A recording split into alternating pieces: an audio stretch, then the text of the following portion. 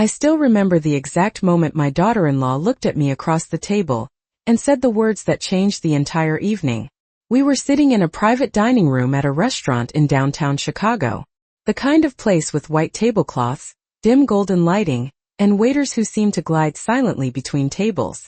My son Michael had reserved the room for a small company celebration. It wasn't a huge party, maybe 15 people, but everyone there seemed important. Executives, managers, a few partners from other departments, and me. At 68 years old, I had attended plenty of dinners in my life. Weddings, graduations, holiday parties. But something about this evening felt different the moment I walked in. Not because of the restaurant, because of the way Olivia looked at me. Olivia is my daughter-in-law. She married Michael 5 years ago. Beautiful, polished, confident, the kind of woman who walks into a room and expects people to notice. And they usually do. That night she wore a fitted navy dress and a silver necklace that probably cost more than my monthly pension check.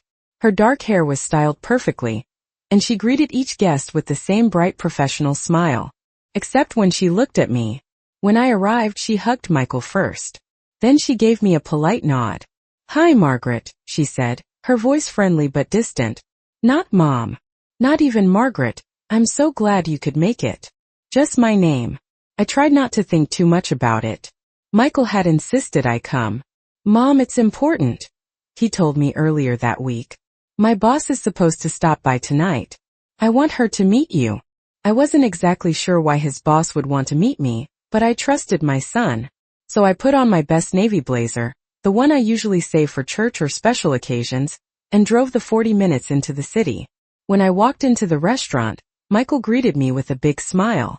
"There you are," he said, giving me a quick hug. "I'm glad you came." He looked proud that night. The kind of pride a mother notices immediately. Michael had worked hard to get where he was. Long hours. Late nights. Starting at the company as a junior analyst almost 10 years ago and slowly climbing the ladder. Seeing him surrounded by successful people in a beautiful restaurant, it made me proud too. For a while everything seemed pleasant enough. The guests chatted about work projects and upcoming conferences. The waiter poured wine. Someone ordered appetizers for the table.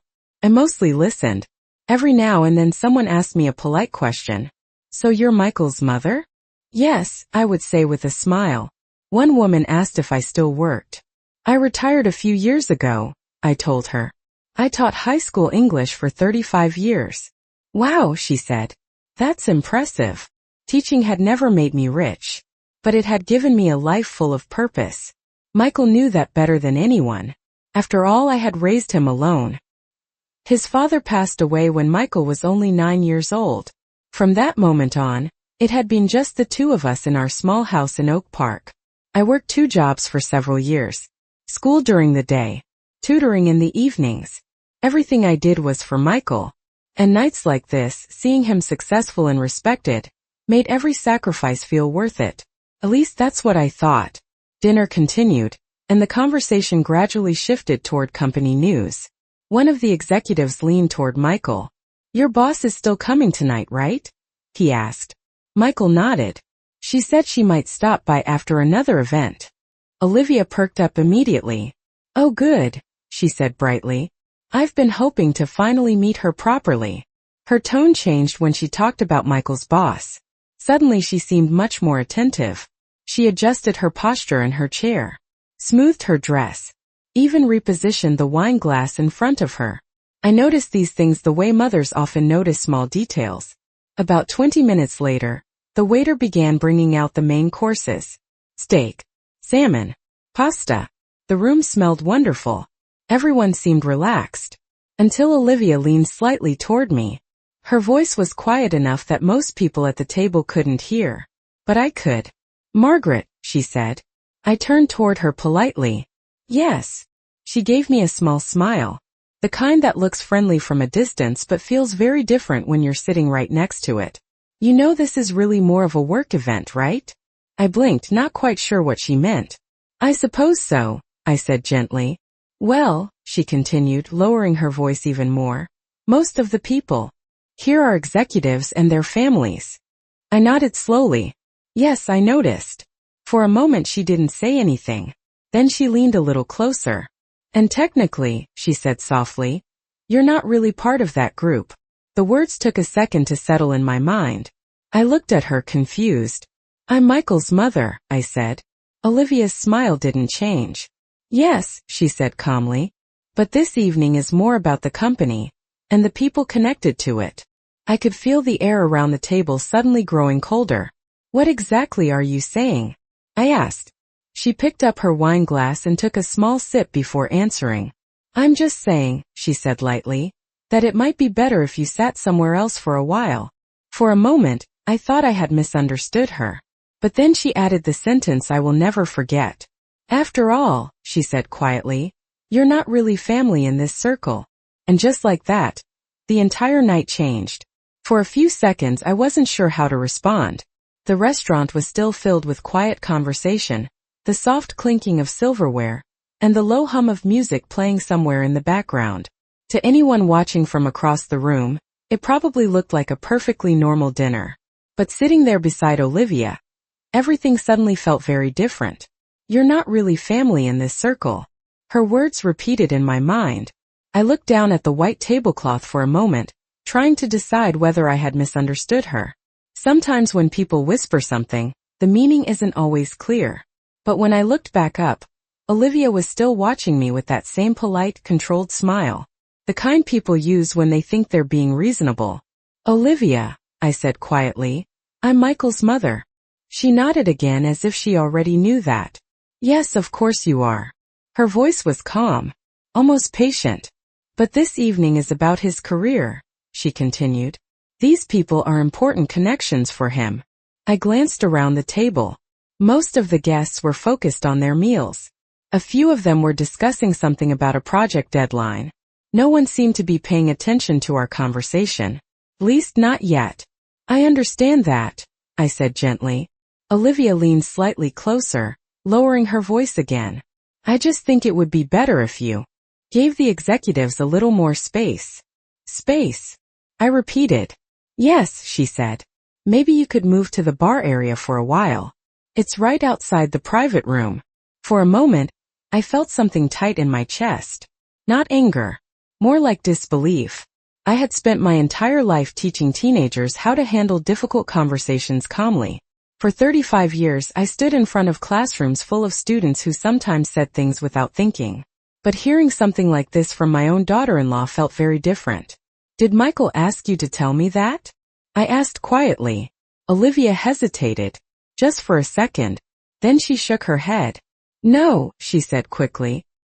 He's just busy hosting tonight. Across the table, Michael was indeed talking to two senior managers from his department. He looked relaxed, smiling, explaining something about an upcoming presentation. He had no idea what was happening beside him. Olivia set her wine glass down carefully. I'm just trying to help the evening run smoothly, she added. I studied her face. She didn't look cruel.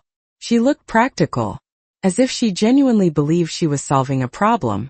And I'm the problem? I asked. She sighed softly.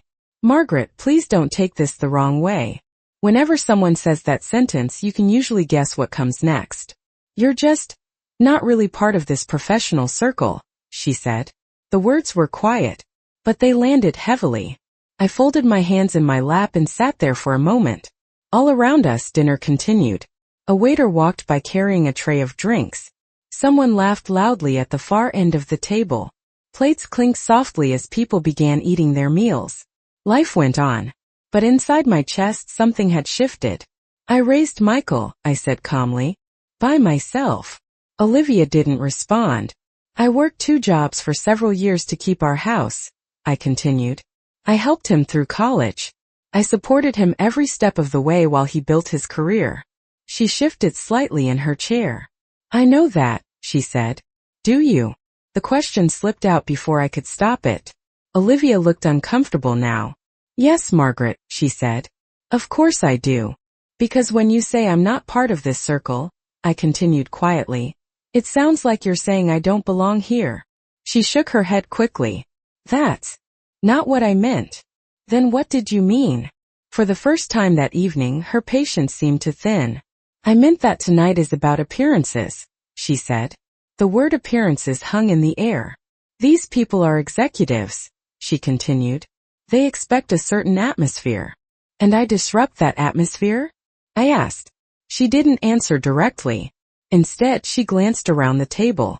A few of the guests were starting to notice the tension between us.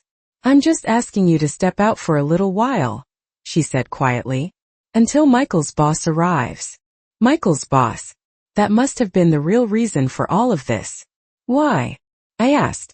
Olivia hesitated again. Then she said the thing that hurt more than anything else she had said so far. Because when she gets here, Olivia said, we need to make a good impression. I looked at her carefully. And having me here prevents that? She didn't say yes. But she didn't say no either. Across the table, Michael finally glanced in our direction. He noticed the silence between us. Everything okay? He asked. Olivia smiled immediately. Of course, she said brightly. Then she looked back at me. Waiting. Waiting for me to stand up. Waiting for me to quietly leave the table so the evening could continue exactly the way she wanted. For a moment I considered doing it. It would have been easy. I could have walked out of the private room, sat at the bar, and waited for the dinner to finish. No scene. No awkwardness. Just a quiet exit. But before I could decide what to do, something unexpected happened. The door to the private dining room opened, and the entire atmosphere in the restaurant shifted. A tall woman in a dark business suit stepped into the room. Several people at the table straightened in their chairs immediately. One of the executives whispered under his breath, "She's here." Michael looked up. His face lit with surprise. "Everyone," he said quickly, standing from his chair. "My boss just arrived." And the moment she walked into the room, everything began to change. The door opened quietly, but the effect it had on the room was immediate. Several people at the table straightened in their chairs. Conversations stopped mid-sentence. Even the waiter who had been pouring water paused for a moment before stepping aside.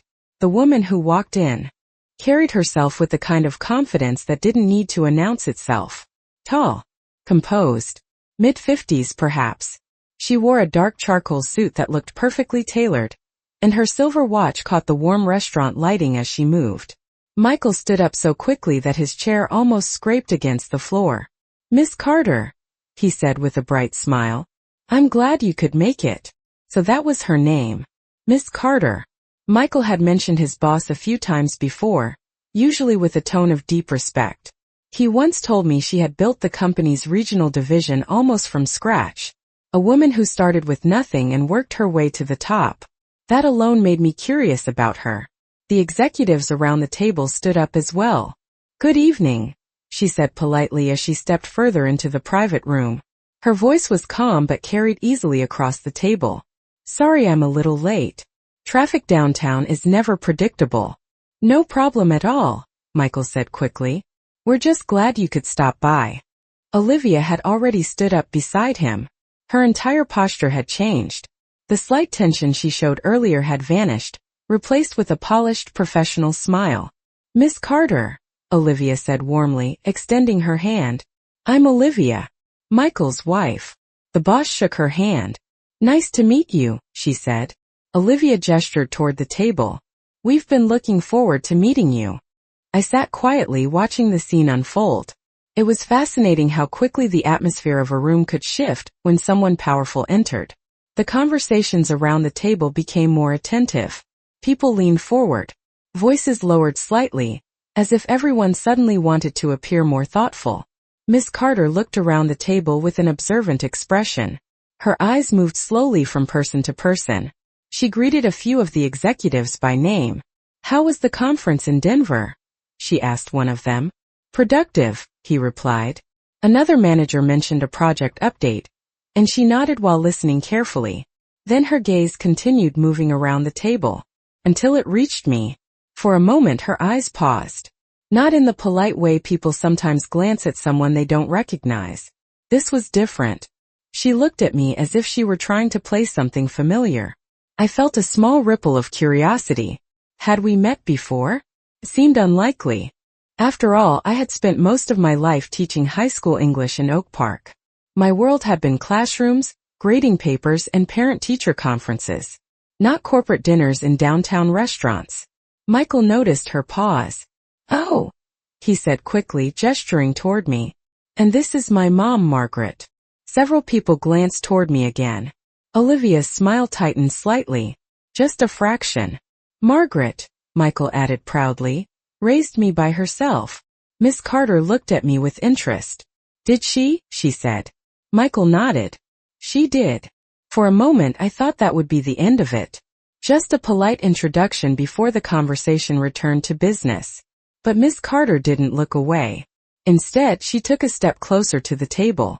"Margaret," she repeated slowly. There was something thoughtful in her voice now, as if she were turning the name over in her mind. Olivia shifted beside Michael.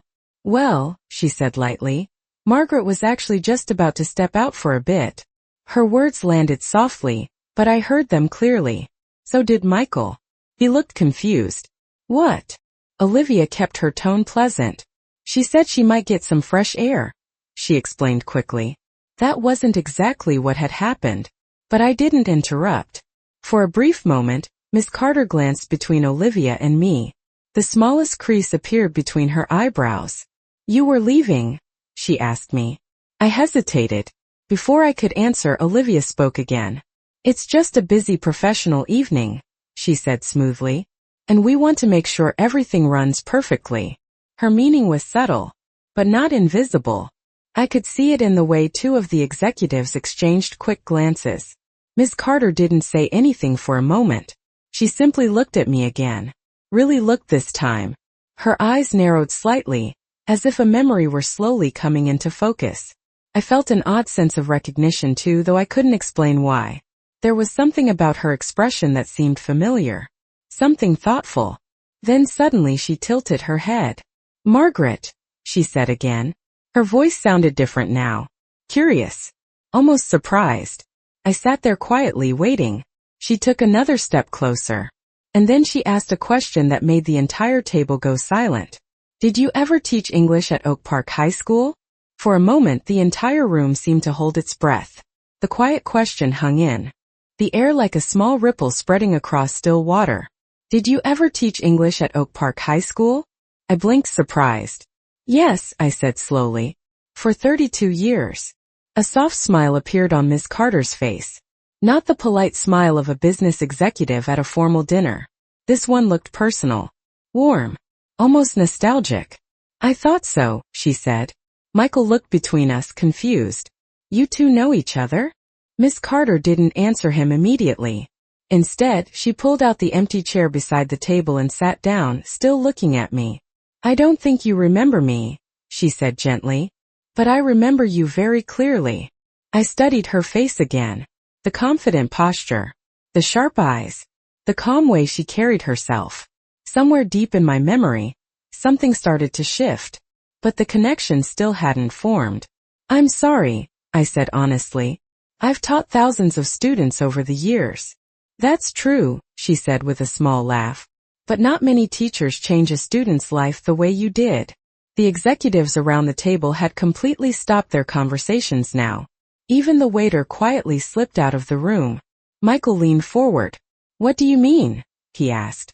Miss Carter folded her hands on the table. "When I was 16, she began, my family moved to Oak Park halfway through the school year." I listened carefully. My father had just lost his job. We were living in a small apartment over a grocery store. Her voice was steady, but there was emotion beneath it. I barely knew anyone at the school. I was shy, quiet, and honestly I didn't think I belonged there. She glanced at me again. "But you noticed me." A faint memory stirred in my mind. A quiet girl in the back row. Always reading. Always writing something in a notebook. "You assigned an essay in class," she continued. "The topic was simple. Write about the future you imagine for yourself."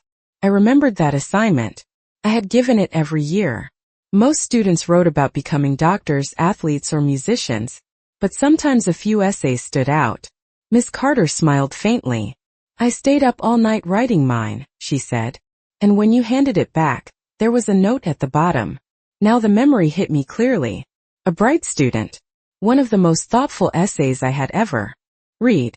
You wrote, she continued. You have a rare way of seeing the world.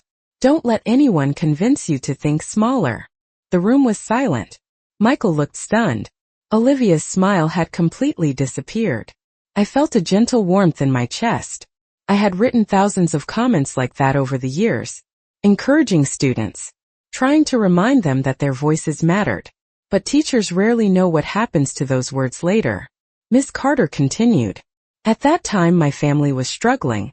My father wanted me to quit school and start working. Her eyes softened. But that comment stayed with me. She paused. I still have that essay, by the way. That made me laugh softly. You kept it. Of course. She leaned back slightly in her chair. I applied to college because of that moment. And then business school. And eventually I started working in corporate finance.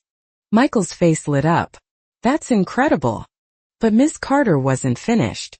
Years later, she said, when I started my own company division, I kept that essay framed in my office. Olivia shifted uncomfortably in her seat. I could see her trying to understand where this conversation was going. Miss Carter turned her attention fully toward me again. You probably never realized how powerful your words were, she said. I shook my head. A teacher rarely does. For a moment neither of us spoke. Then she glanced around the table. Her eyes moved briefly toward Olivia. Then back to me. And just now, she added calmly, I walked into this room and heard someone suggesting that you might not belong here. The words were gentle, but the meaning was unmistakable. A heavy silence settled over the table. Michael slowly turned his head toward Olivia. Olivia looked suddenly very focused on her water glass. Miss Carter didn't raise her voice. She simply continued speaking in the same calm tone. I find that a little surprising. Her gaze rested steadily on Olivia now. Because if Margaret hadn't believed in me when I was a teenager, she paused slightly, I wouldn't be sitting at the head of this company today. No one spoke. Not even the executives who had been talking confidently earlier. Then Miss Carter smiled again. And this time there was quiet authority behind it. So if Margaret is here tonight, she said, then she absolutely belongs at this table. She turned back to me. And personally, she added warmly, I'm very glad she came. For several seconds no one spoke. The air in the private dining room had changed. Just minutes earlier it had been light, polite, full of small conversations and clinking glasses. Now it felt different, quieter, heavier, like everyone had suddenly realized they were part of a moment that mattered. Miss Carter's words still hung in the room. If Margaret is here tonight, then she absolutely belongs at this table. I noticed Michael sitting a little straighter in his chair. There was pride in his expression now. Not just relief. Pride. Across the table Olivia shifted slightly. She forced a small smile, but it didn't reach her eyes. Well, she said lightly, that's quite a coincidence. Miss Carter looked at her calmly. Not really, she replied. Olivia blinked. What do you mean? Miss Carter rested one hand on the table. Good teachers leave a mark, she said simply. You just don't always see it right away. The executives around the table nodded quietly. Many of them had probably had teachers who changed their lives too. A waiter returned to refill the water glasses, sensing that the tension had eased slightly. Michael cleared his throat. Mom, he said, turning toward me, you never told me about this. I smiled gently. That's because I didn't know. He looked confused. You didn't know? I shook my head. When you teach for 30 years, you write a lot of comments on a lot of essays. You hope they matter. But you rarely find out if they did. Miss Carter nodded. That's true, she said. Then she leaned forward slightly.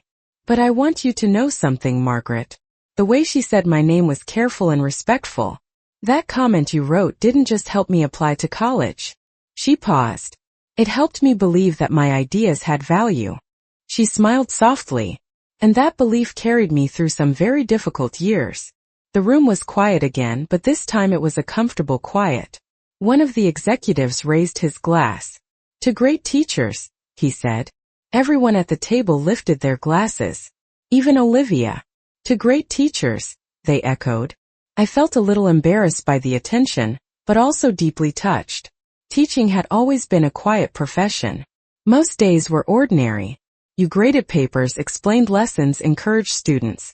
You hoped something would stick. But moments like this reminded you that sometimes something did. After the brief toast, conversation slowly returned. The executives began discussing projects again. Michael leaned toward me and lowered his voice. "I'm really glad you came tonight." I squeezed his hand. "So am I." Across the table, Olivia remained unusually quiet. Normally she was very social at these events. She liked to lead conversations, ask confident questions, show that she belonged in the corporate world Michael worked in. Tonight she seemed unsure of herself. After a few minutes she finally spoke again. "So," she said, looking toward Miss Carter, "you and Michael have been working together for a while now, right?" Miss Carter nodded. "Almost 2 years." Olivia smiled politely. "Michael talks about the company all the time. It sounds like an incredible place to work." "It can be," Miss Carter replied. Then she added, "especially when you have the right people around you." Michael chuckled. "I'll take that as a compliment." "You should," she said. The conversation shifted naturally toward business topics. New projects, expansion plans, industry trends. I mostly listened. After all, this wasn't my world. But I found it fascinating to watch. Michael spoke confidently when asked questions. He had grown so much since his early career days. As I watched him explain a project proposal to 2 senior executives, I felt that familiar feeling every parent knows. Pride mixed with a little disbelief. The shy boy who once asked me for help with math homework was now sitting confidently at a table full of corporate leaders. At one point, Miss Carter turned back toward me. "Margaret," she said, "are you still teaching?" I shook my head. "I retired 3 years ago." "Do you miss it?" "Sometimes." I thought for a moment. "I miss the students more than anything." She nodded thoughtfully. "That makes sense."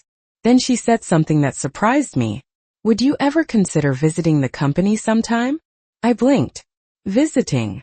"Yes," she said. "We host community speakers occasionally. People who've made an impact in education, leadership, or public service." I laughed softly. "I'm not sure I qualify for that list."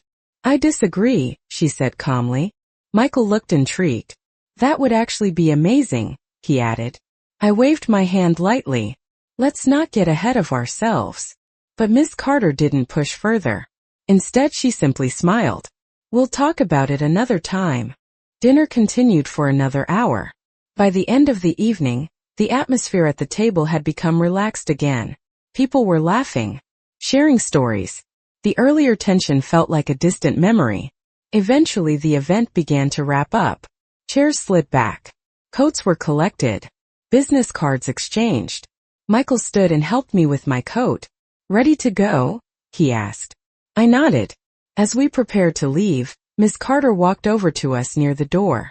"It was wonderful seeing you again, Margaret," she said. "You too," I replied. Then she turned to Michael. "You're very lucky," she said. Michael smiled. "I know." Olivia stood beside him quietly. As we said our goodbyes, I noticed something subtle. For the first time that evening, Olivia looked at me differently. Not with impatience. Not with quiet judgment. But with something closer to curiosity. Maybe even respect. And as Michael and I stepped out into the cool evening air, I realized something important. Sometimes the moments that seem small in our lives, a sentence written on an essay, a word of encouragement, a simple act of kindness, can travel much farther than we ever imagine. And sometimes they come back to us when we least expect it. The drive home that night was quiet, but not uncomfortable. Michael was focused on the road, the soft glow of the dashboard lighting his face. The city lights passed by outside the window, reflecting on the glass like small streaks of gold. For a while, neither of us spoke. Finally, Michael chuckled under his breath. "I still can't believe that happened tonight."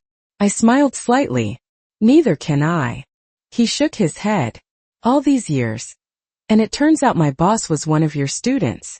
"Former student," I corrected gently. "Still counts." There was a pause. Then he glanced at me briefly. "You really had no idea?" "None," I said honestly. "When you told me your boss's name weeks ago, it didn't ring a bell. Carter is a pretty common last name." "That's true." He turned onto the highway ramp. But when she started talking about that essay, he laughed again. That was incredible. I looked out the window. I barely remembered writing it, I admitted. Michael looked surprised. Seriously? Yes, I said softly. Teachers write hundreds of comments like that every year. He was quiet for a moment. Well, he said eventually, that one clearly mattered. We drove the rest of the way home in comfortable silence. When we arrived, Olivia was already walking toward the front door ahead of us. She had barely spoken during the drive. Michael noticed it too. You okay? He asked her. I'm fine, she replied quickly, but something in her tone sounded different. Not cold, just thoughtful. Inside the house, I set my purse down on the small table by the hallway. Well, I said, that was certainly an interesting evening. Michael laughed. That's one way to put it. He walked toward the kitchen. I'm grabbing some water. Anyone want anything? No thank you, I said. Olivia hesitated. Actually, could I have some tea? Michael nodded. Sure. While he filled the kettle, Olivia and I remained in the living room. For a moment we stood there awkwardly. Then she spoke. Margaret, can I ask you something? Her voice was softer than usual. Of course. She crossed her arms lightly, thinking about her words. Why didn't you ever mention that you taught someone like Miss Carter? I smiled. I didn't know I had. She frowned slightly. But she clearly remembers you. That doesn't mean I remember every detail, I explained. Teaching isn't like television. There's no dramatic music when something important happens. Olivia gave a small laugh. I guess not. I sat down in the armchair. Most of the time, I continued, teaching feels like planting seeds. She looked at me curiously. What do you mean? You give students encouragement, advice, sometimes just patience. I folded my hands. But you rarely see what grows from those seeds later. Olivia considered that quietly. Michael returned with 3 mugs of tea. He handed one to Olivia, one to me, and kept one for himself. Then he sat down across from us. You two look like you're having a serious conversation. Olivia glanced at him. We were just talking about teaching. Michael smiled. Well, Mom was always good at that. I waved my hand modestly. I did my best. But Olivia was still thinking. Miss Carter said that comment changed how she saw herself, she said slowly. Michael nodded. That's huge. Olivia looked down at her tea. I guess I never thought about teachers that way. How did you think about them? I asked gently. She shrugged. Just people who explain lessons. Michael laughed. That's definitely not Mom. Olivia looked up again. You really taught for 30 years? 32, I corrected. Her eyes widened slightly. That's a long time. It is. What made you stick with it that long? I thought about the question. There were plenty of difficult days, I admitted. Students who struggled. Budget cuts. Long nights grading papers. I smiled faintly. But every once in a while, you see a student realize something new. I tapped my finger lightly on the mug. A new idea. A new possibility. And that makes it worth it? Yes. The room was quiet again. After a moment, Olivia said something unexpected. I'm sorry. Michael and I both looked at her. For what? He asked. She hesitated. For earlier tonight. Michael frowned slightly. You mean at the restaurant? She nodded. I shouldn't have said what I said about family. I stayed silent. She looked at me. I didn't mean to make you feel unwelcome. Her words sounded sincere. Not dramatic. Just honest. I gave a small nod. Thank you for saying that. Michael leaned back in his chair. Well, he said, I think tonight turned out pretty great overall. Olivia smiled slightly. Yes, it did. She paused. Then she looked at me again. Margaret. Yes. If Miss Carter really invites you to speak at the company someday, you should do it. I blinked. Why do you say that? She shrugged. Because clearly people listen to you. Michael laughed. That's true. I smiled into my tea. Maybe Olivia was beginning to see something she hadn't noticed before. Not just about me, but about the quiet ways people can influence the world.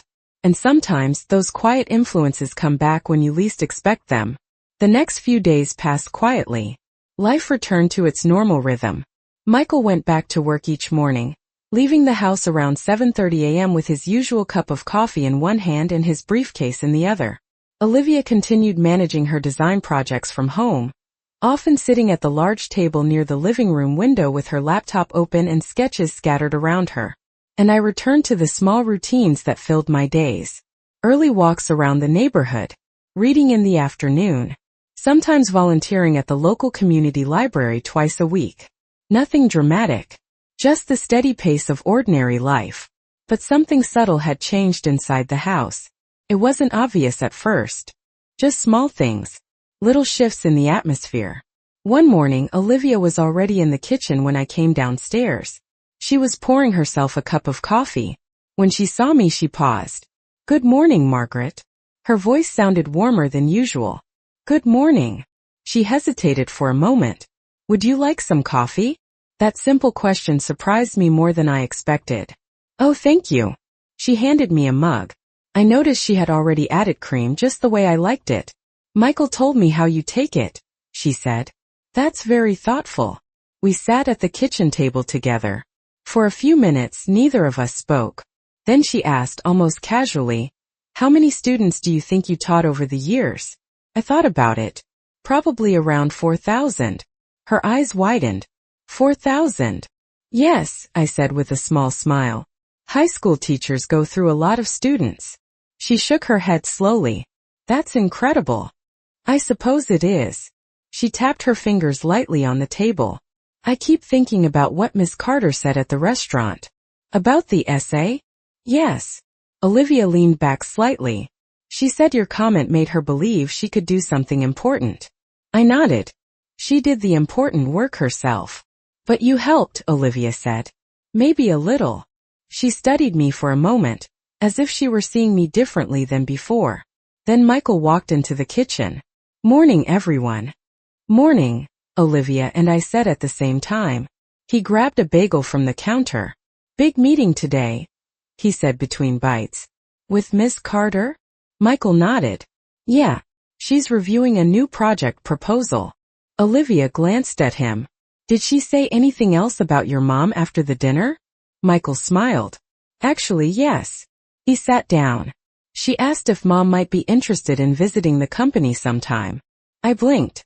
"Visiting?" "Just to talk," Michael explained.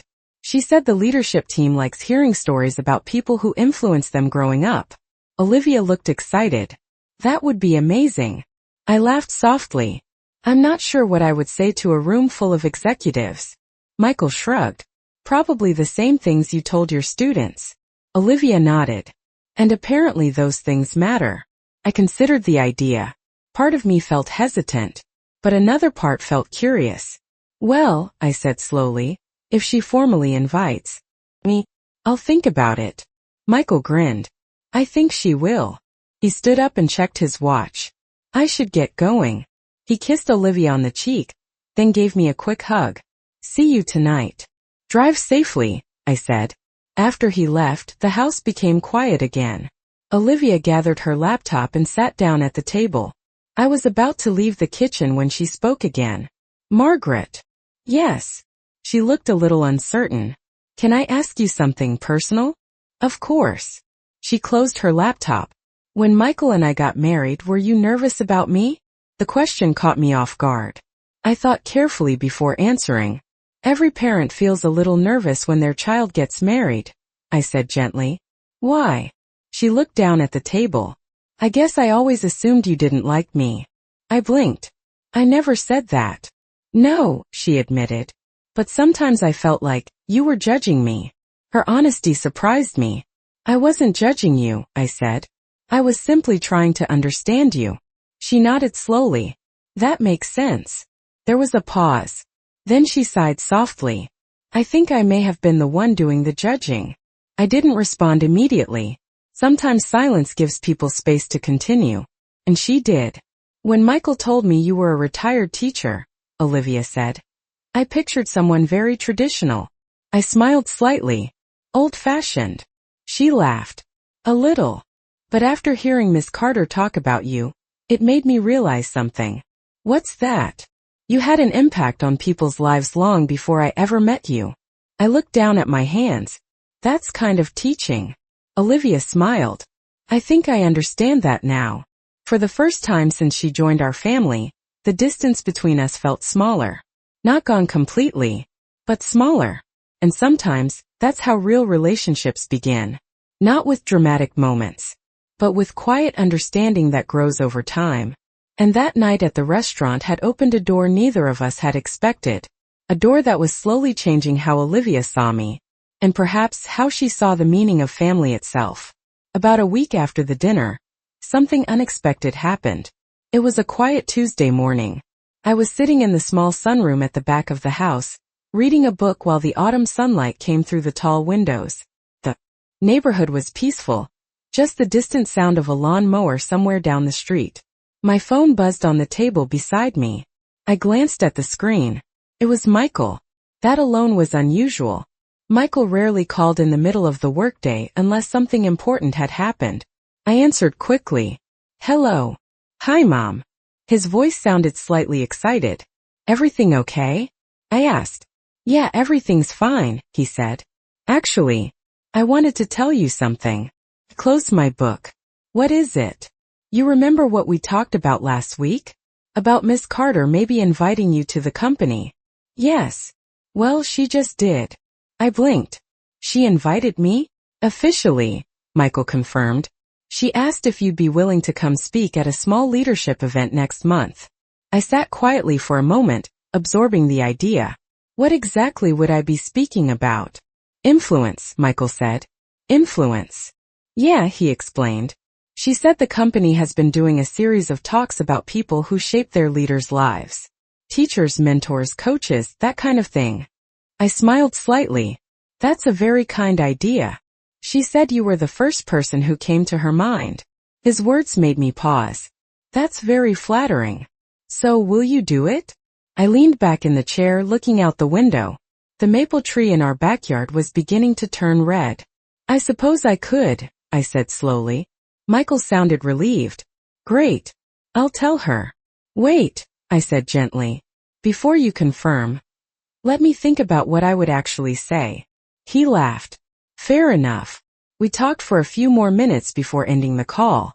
When I walked into the kitchen later that afternoon, Olivia was sitting at the table with her laptop open. She looked up. You look thoughtful. I just got a phone call from Michael. Her eyes lit up. About the company event? Yes. And he said Miss Carter invited me to speak. Olivia immediately closed her laptop. That's amazing. I smiled. I'm still deciding whether I should accept. She looked surprised. Why wouldn't you? Well, I said carefully, speaking to a room full of business executives is very different from speaking to teenagers. Olivia shook her head. I think you're underestimating yourself. Maybe, I said with a laugh. She leaned forward. What would you talk about? I'm not sure yet. She thought for a moment. Maybe about the small things teachers say that students remember forever. I nodded slowly. That's actually a good idea. Olivia smiled. You see, you already have a topic. Later that evening, Michael came home with even more enthusiasm than usual. He walked into the living room holding a folder. Mom, he said, Miss Carter sent over the event details. He handed me the folder. The company logo was printed neatly across the top. This is a real corporate event, I said, scanning the page. Yep, Michael said proudly. Olivia sat down beside me. What does it say? About 50 people, I read aloud. Department heads, project managers, senior staff. Michael nodded. They do these talks once every few months. Olivia looked impressed. And they want Margaret to be the speaker. I smiled modestly. It seems that way. Michael sat across from us. You know what the funny part is? What? I asked. He grinned. Everyone at the office has been talking about that dinner. Olivia raised an eyebrow. Really? Yeah, he said. Apparently a lot of people were surprised when Miss Carter stood up like that. I laughed softly. I was surprised too. Michael leaned back. But she meant every word she said. Olivia looked thoughtful. I can tell. Then she turned to me. You should absolutely do the talk. I looked at both of them. You really think so? Michael nodded. Mom, you spent 32 years helping students believe in themselves. Olivia added quietly. And clearly some of them still remember. I felt something warm in my chest. For most of my career, the impact of my work had been invisible, quiet, private. But now, years later, one small moment from a classroom had come back in a completely unexpected way. I'll do it, I said finally. Michael smiled. I knew you would. Olivia grinned. Now we just have to figure out what you're going to say. I looked down at the folder again. A leadership event. A room full of professionals. And somehow, a retired teacher in her 60s had been invited to stand in front of them. Life has a funny way of circling back to the past. Sometimes the smallest words we speak to someone can travel farther than we ever imagine. And sometimes those words return years later, opening doors we never expected to walk through. After I agreed to speak at the company event, the house suddenly felt a little more active than usual. Michael was excited. Olivia was curious. And I was thoughtful. It had been years since I stood in front of a room and spoke formally. Teaching was different. In a classroom you knew your students. You watched them grow week by week.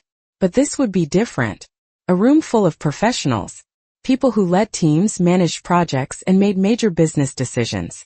And somehow they wanted to hear from a retired high school teacher. 3 evenings later, Michael came home with another update. He walked into the living room and placed his laptop bag down near the couch. Mom, guess what? That sounds like another update, I said with a smile. It is. Olivia looked up from the chair where she was reviewing design sketches. What happened? Michael sat down. Miss Carter finalized the event schedule. And? Olivia asked. She asked if Mom could speak for about 20 minutes. 20 minutes. That felt both short and long at the same time. That seems reasonable, I said calmly. Michael nodded. Then there will be a short Q&A afterward. Olivia grinned. Oh, they're definitely going to ask questions. I laughed. About what? She shrugged. Probably about teaching influence, maybe even about life advice. Michael leaned forward. You know what would be interesting? What? I asked. If you told the story about that essay comment. I considered that. That moment meant something to Miss Carter, he continued. It might mean something to others too. Olivia nodded. I agree. She closed her notebook. You could explain how small encouragement can change someone's direction. I smiled. That might be worth sharing. Later that night, after dinner, I sat in the sunroom again with a small notepad. For the first time in years I was preparing a talk. I wrote a few ideas down. Teaching isn't about lectures. It's about belief. Sometimes students just need one adult who believes in them. I paused and tapped my pen gently against the page. Memories from my teaching years started drifting back. The shy students. The curious ones. The ones who struggled but refused to give up. And occasionally the ones who surprised everyone, including themselves. The next afternoon, Olivia joined me in the sunroom while I was still working on the speech. She carried 2 cups of tea. I thought you might need a break. That's very kind of you. She handed me a mug and glanced at my notebook. Can I see what you've written so far? Of course. She read quietly for a minute. Then she looked up. This is really good. It's only a rough draft. Still, she said, it feels very honest. That's the goal. She sat down across from me. You know what I like about it? What? You're not trying to sound like a business speaker. I laughed softly. That's probably because I'm not one. But that's exactly why people will listen, she said. I raised an eyebrow. Why do you say that?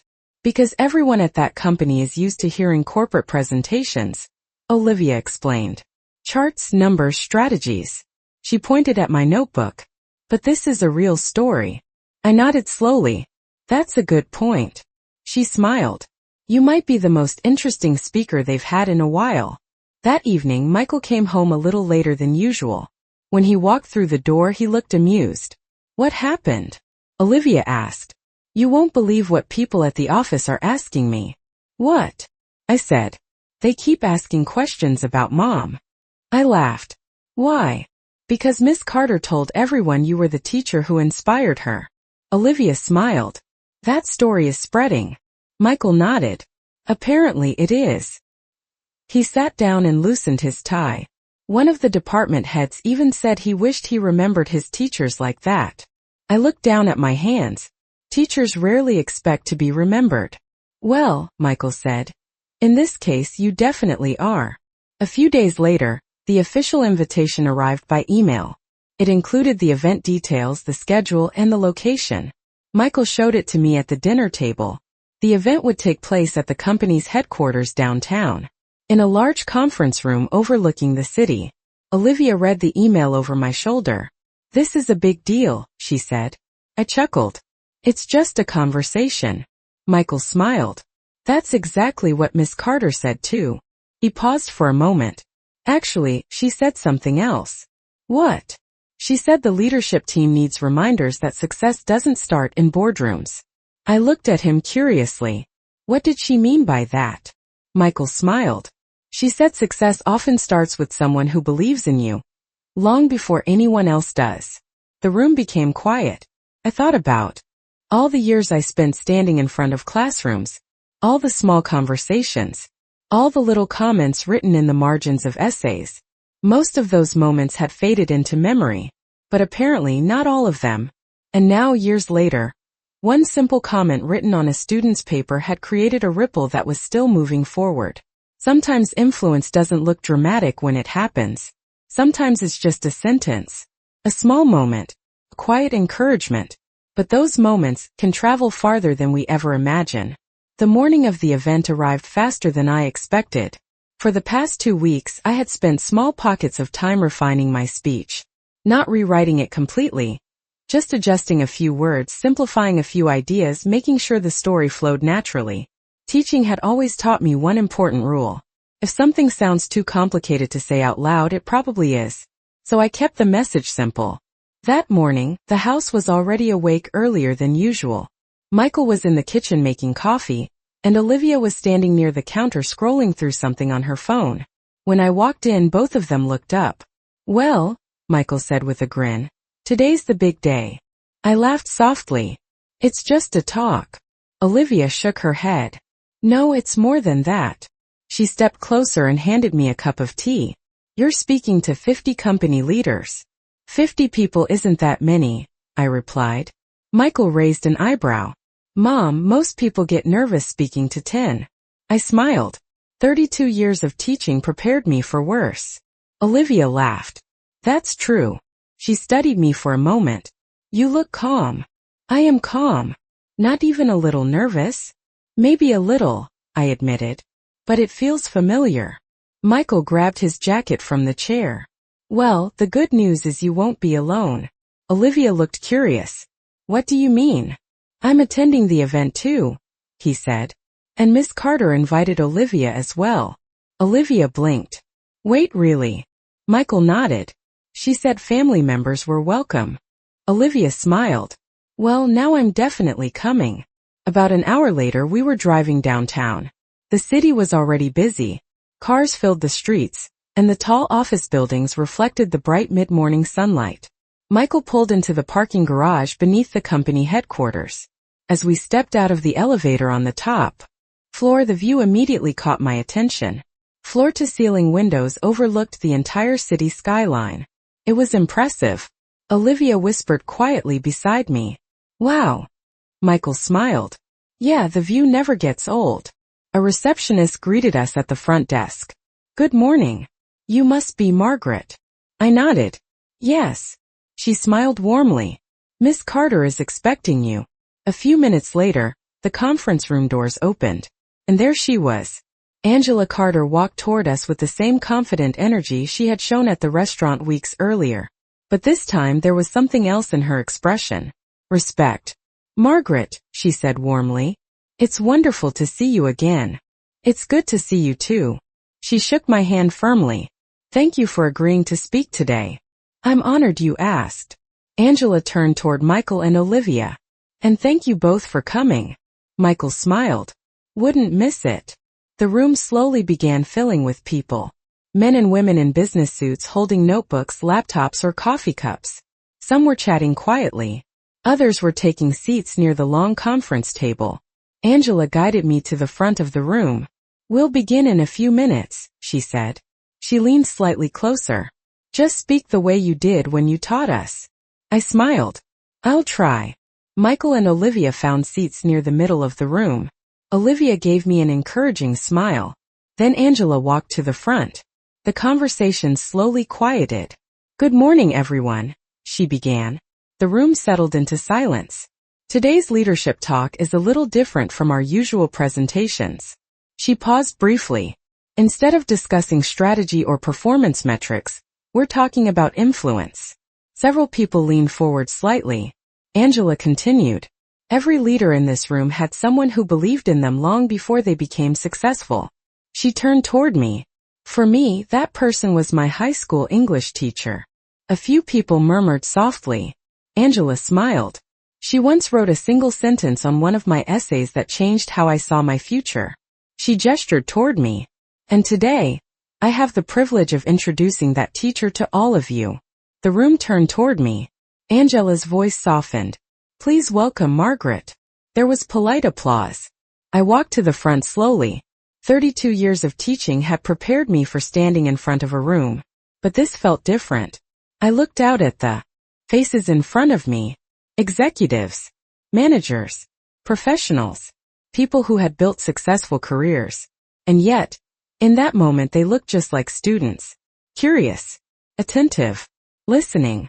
I adjusted the small microphone slightly. "Good morning," I began. "My name is Margaret." A few smiles appeared in the room. And for most of my life, I was simply a high school English teacher. I paused. "But today I want to tell you a very small story." The room grew completely quiet. A story about a sentence written in the margin of a student's essay. I glanced briefly toward Angela, who sat near the front. She smiled. And how sometimes, the smallest words we say to someone can travel much farther than we ever expect. I took a slow breath. And then I began telling the story. The room was completely quiet as I continued speaking. I looked at the faces in front of me and smiled gently. "Many years ago," I said, "I had a student in my English class who wrote an essay that caught my attention." A few people leaned forward slightly. "That student was Angela." Angela smiled from her seat near the front of the room. "At the time," I continued, "she was quiet, thoughtful. The kind of student who listened carefully before speaking." I paused for a moment. "But her essay was different." I glanced around the room. "It wasn't perfect," I said honestly. "Like most student essays, it had a few grammatical mistakes." A few soft laughs moved through the audience. But the ideas inside that essay were strong. I rested my hands lightly on the podium. The topic was about leadership. Some people nodded. Angela wrote about how leaders don't just give instructions. They give people confidence. I looked toward her again. And that idea stayed with me. Angela smiled slightly. "So when I finished grading the essay, I wrote something in the margin." I paused briefly. I wrote, "You think like a leader. Don't stop using that voice." The room remained very still. At the time, it felt like a very small comment. I shrugged lightly. Teachers write hundreds of comments every year. Several people nodded in agreement. But here's something I learned after 32 years in the classroom. I let the words settle before continuing. You never know which sentence a student will carry with them. I could see people thinking. Some were nodding slowly. "Sometimes it's not the lectures they remember," I said. "It's the moment when someone believes in them." Angela leaned forward slightly in her chair. "And sometimes," I added, "students believe in themselves long before the world recognizes it." The room stayed quiet for a moment. Then I smiled gently. That's what teachers try to do. I stepped slightly away from the podium. Not control someone's future. Just remind them that they have one. Several people in the audience smiled. I continued speaking for a few more minutes, sharing small stories from my years in the classroom. Stories about students discovering their confidence, students finding their voice, students realizing that their ideas mattered. Nothing dramatic, just small moments.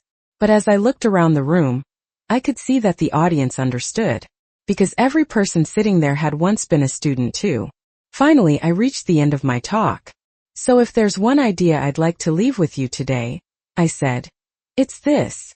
I paused. The words you say to people matter more than you think. The room was completely still. A single sentence can travel farther than we ever imagine. I glanced toward Angela one more time. And sometimes, many years later, those words come back to remind us why encouragement matters. I stepped away from the podium. Thank you for listening. For a brief second, the room was silent. Then the applause began. It wasn't loud or dramatic, but it was warm, sincere. People stood up slowly as they clapped. Angela walked to the front of the room and shook my hand again. Margaret, she said softly, that was exactly what I hoped everyone would hear. I smiled. Thank you for inviting me. The applause slowly faded as people took their seats again. Angela turned back toward the room. We have time for a few questions, she said. Several hands immediately went up. Angela pointed toward a man near the center of the room. Yes, David. He stood up. Margaret, he said, after teaching for so many years, how did you know when a student needed encouragement? I smiled. That's a good question. I thought about it for a moment. Usually, the students who need encouragement the most are the ones who doubt themselves. Several people nodded. They may not speak up often. They may not think their ideas are important. I looked around the room again. But when you listen carefully, you can hear the potential in their thinking. Another hand went up. This time it was a woman sitting near the back. What advice would you give leaders who want to inspire their teams the way teachers inspire students? I smiled at the question. Well, I said gently, the answer might be simpler than you expect. I paused. Listen carefully. Notice people's strengths. And when you see something special in someone, I let the final word settle. Tell them. The room became quiet again, because everyone understood that idea. Encouragement isn't complicated, but it's powerful. As the questions continued, I noticed something else. Michael and Olivia were sitting side by side near the middle of the room, and Olivia was watching the conversation very carefully. Her expression had changed. Not just curiosity, something deeper. Respect. When the Q&A finally ended, Angela stepped forward again. Thank you, Margaret, she said. Today's talk reminded us of something we don't hear often enough. She looked around the room. That leadership doesn't start in offices. It starts in classrooms. The audience applauded once more. And in that moment, I realized something quietly beautiful. Years ago, I had simply written a sentence in the margin of a student's essay. I never expected it to come back to me like this. But sometimes the smallest words we give to others can shape the future in ways we never see coming.